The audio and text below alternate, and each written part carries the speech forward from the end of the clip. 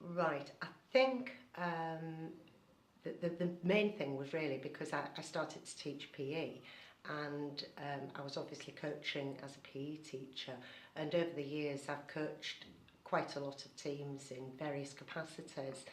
And then a number of years ago I had quite a serious back injury, which meant that my playing days were over, and I really had wanted for a long time to coach youngsters in a club situation, and I'd never previously had the time, but that sort of inspired me and gave me the motivation to get started with a junior club, which is what I did, and it took off really, really well, and we've got a thriving junior club now. Career highlights as a player or a coach.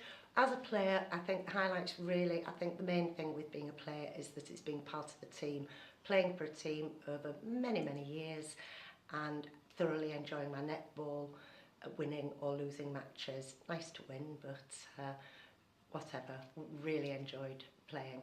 As a coach, I think the highlights have been to see the girls progress over the last number of years, from not knowing very much about netball to progressing through to being quite competent players, but most of all really enjoying the game. I think initially my inspiration came from when I was a schoolgirl, and from my physical education teacher at school. She was very keen on netball, and she got all the girls very, very involved, and consequently I've carried on from there. In recent years, been more inspired by England and the England players and other top players.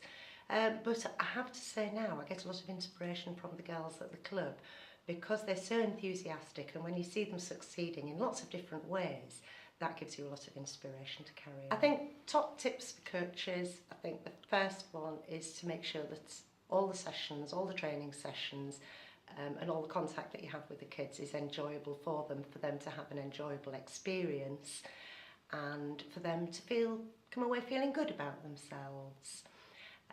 That's one of them. Also, I would say to make sure that you're up to date with resources.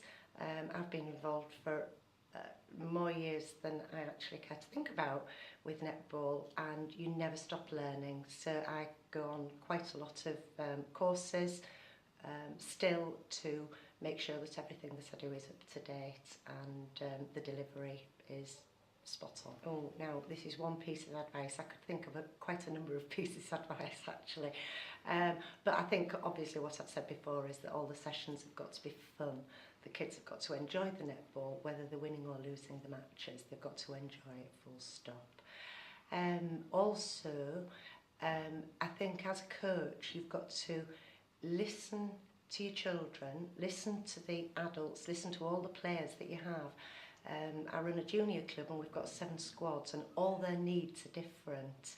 And I think as a coach, you've got to make sure that you are doing it for the players, and they're getting out of it what they want out of it. I think what inspires me to do this year after year, in the cold, in the wet, and in the nice weather as well. First of all, I think you've got to be slightly mad. I also think you've got to be very passionate about your sport. You've got to love your sport, and you've got to want to pass on what you've had in your life, your enjoyment, onto the kids. So that inspires me.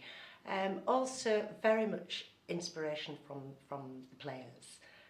Very, very much so. To see them succeeding, not just winning matches, but succeeding maybe in acquiring a new skill, being able to put a new tactic into a game. That's inspiring. And also to see the pleasure that the players get from the sport as well.